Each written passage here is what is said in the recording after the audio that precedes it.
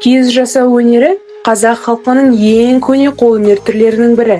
Киіз жануар жүнін, негізінен қой жүнін арнайы өңдеп, сабау, жиі үстінде тебу, су себу, біліктеу сияқты дәстүрлі тәсілдер арқылы тығыздалып жасалады.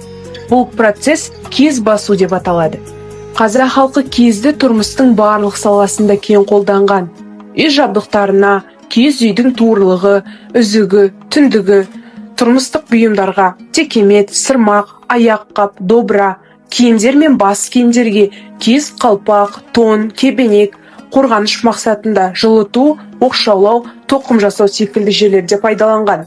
Киіз жасау өнері тек тұрмыстық қажеттілік емес, эстетикалық және сәндік маңызы бар өнер ретінде қалыптасты.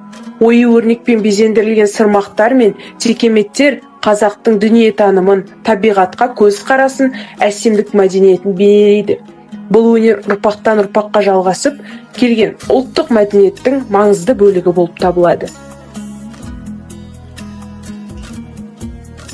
Домбыра қазақ халқының ең көне және кең тараған ұлттық музыкалық аспабы. Екі шекті шертіп ойнайтын аспап ретінде домбыра қазақ мәдениетінде ерекше орын алады. Оның үні нәзік те әсерлі, ал орындау мүмкіндігі өте кең.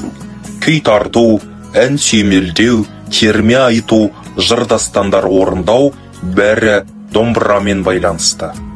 Домбыра арқылы ойналатын музыкалық шығармалар күй деп аталады.